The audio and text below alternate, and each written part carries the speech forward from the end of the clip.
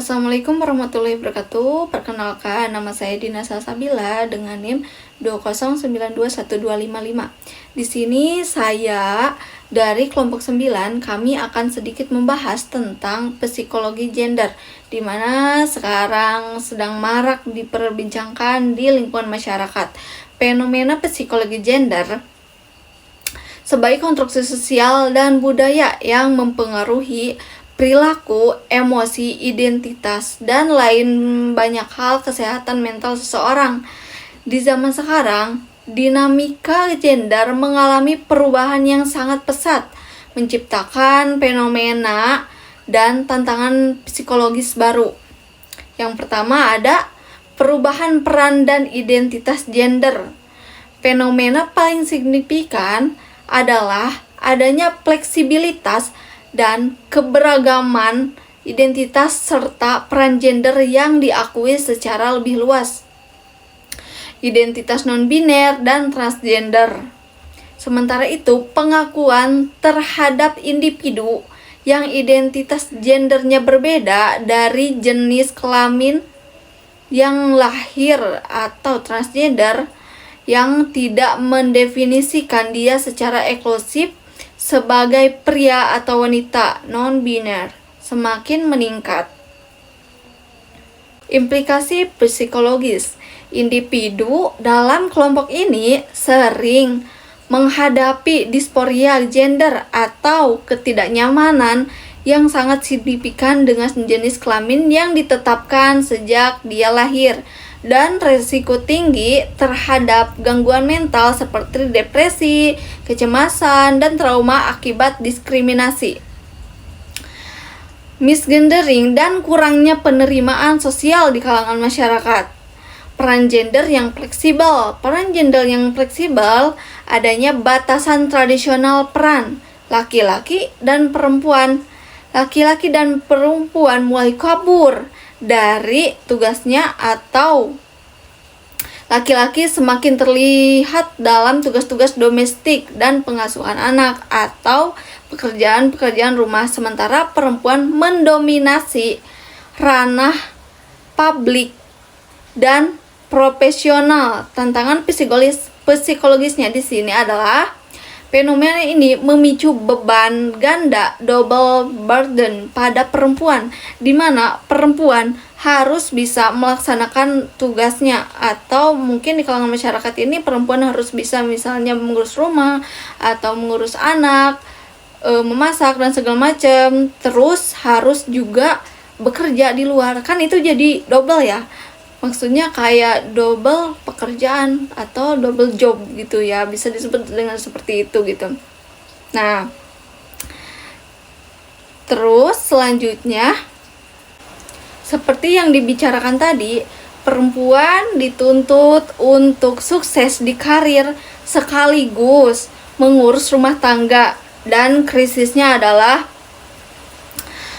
pria atau laki-laki kehilangan rasa maskulinnya yang mereka anggap ekspektasi sosialnya adalah tradisional mereka adalah sebagai pencari nafkah tunggal, kuat, dan non-emosional mulai dipertanyakan. Karena apa? Karena banyak toh wanita zaman sekarang yang bekerja di luar dan juga mengurus anak, entah itu anak yang masih kecil atau sudah dewasa, dan juga mengurus rumah tangga. Sedangkan pria mulai dipertanyakan tanggung jawabnya untuk mencari nafkah untuk keluarga, seperti itu. Kenapa dipertanyakan? Karena menurut saya ya kebanyakan sudah banyak zaman sekarang itu wanita, terutama yang sudah menikah ya, yang belum menikah juga banyak, tapi di sini yang saya bahas yang sudah menikah ya, yang sudah menikah dulu. Mereka bekerja, pulang ke rumah, mengurus anak.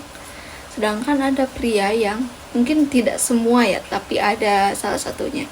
Dia mungkin di rumah tidak bekerja gitu, mengandalkan istrinya sebagai tulang punggung keluarga gitu. Kan padahal sebenarnya mah harus ya, maksudnya harus bekerja gitu untuk memenuhi kebutuhan rumah tangga. Nah, kita bahas dari yang kan itu sudah menikah, kita bahas yang belum menikah nih, wanita, misal wanita itu, si perempuan itu masih tinggal di rumah orang tuanya, dia bekerja seharian gitu misal, tapi ketika pulang dia harus dituntut juga itu, entah itu memasak, mencuci piring, atau mengepel, pekerjaan rumah gitu. Jadi double pekerjaannya. Sedangkan pria dia merasa, karena mungkin lingkungannya ya, dia merasa sudah bekerja seharian, nah ketika di rumah melihat misal cucian piring atau apa, dia biarkan, dia pikir itu mah tugas perempuan, seperti itu. Padahal kan tidak semuanya, maksudnya padahal kan tidak seperti itu gitu. Kita itu punya hak yang sama gitu, maksudnya tidak membedakan siapa yang bekerja, siapa yang mencuci rumah, misal mencuci piring gitu. Jadi ya itu, kita itu punya hak yang sama dalam pekerjaan rumah ataupun bekerja di luar gitu kan. Iya, emang kebanyakan kayak cuci piring kan tugas cewek gitu, cowok mah nggak pernah, maksudnya bukan nggak pernah, banyak juga kan, tapi kayak cowok mah udah kerja gitu, pulang ke rumah nggak bakalan nyentuh kayak gituan, kebanyakan kan kayak gitu, kayak nggak bakalan tuh pulang kerja dia langsung nyuci piring, masak, atau beberes gitu, beres-beres rumah. Kebanyakan kan yang kayak gitu cewek udah kerja, udah pulang ke rumah, melihat tugas cucian piring harus dikerjakan karena budaya mungkin ya, lingkungan itu ya sudah, itu tugas perempuan, seperti itu gitu ya. Maaf kalau pembahasannya atau penjelasan itu sedikit berbelit-belit ya. Mungkin selanjutnya akan dilanjutkan dengan teman saya. Meskipun kesadaran kesetaraan gender meningkat, isu diskriminasi masih menjadi fokus utama dalam psikologi gender, yaitu keyakinan yang terlalu disederhanakan dan seringkali negatif tentang karakteristik pria dan wanita.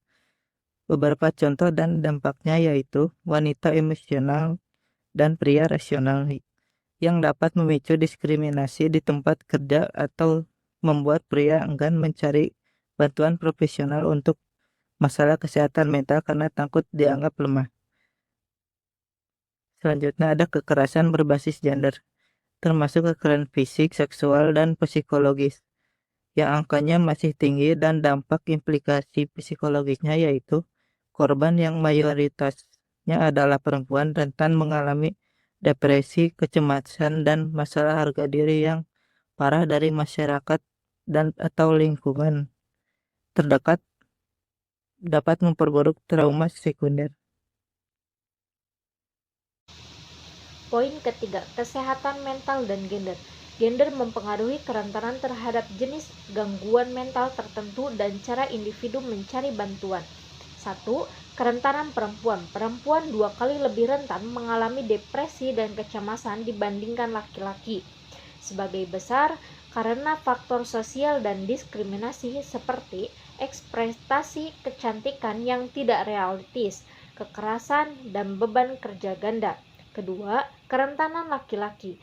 Laki-laki cenderung memiliki tingkat bunuh diri yang lebih tinggi dan lebih mungkin terlibat dalam penggunaan zat terlarang, seperti narkoba dan alkohol.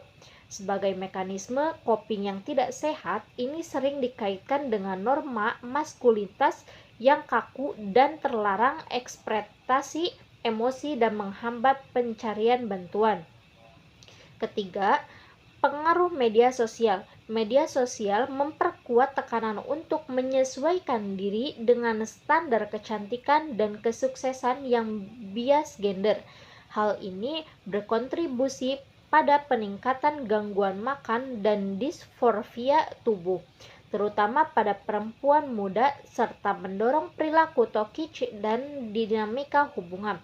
Materi ini menegakkan bahwa gender bukanlah penentuan tunggal, tetapi merupakan faktor sosial penting yang membentuk pengalaman seseorang terkait kesehatan mental, termasuk jenis masalah yang mereka hadapi dan hambatan dalam mencari pendukung.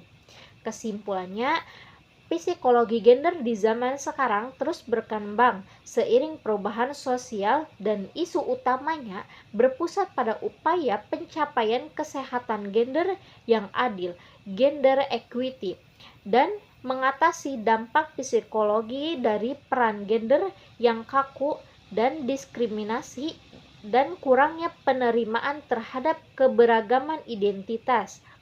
Pemahaman dan investasi psikologi gender harus mempertimbangkan faktor-faktor sosial, budaya, dan teknologi untuk meningkatkan kesejahteraan psikologi gender bagi semua gender.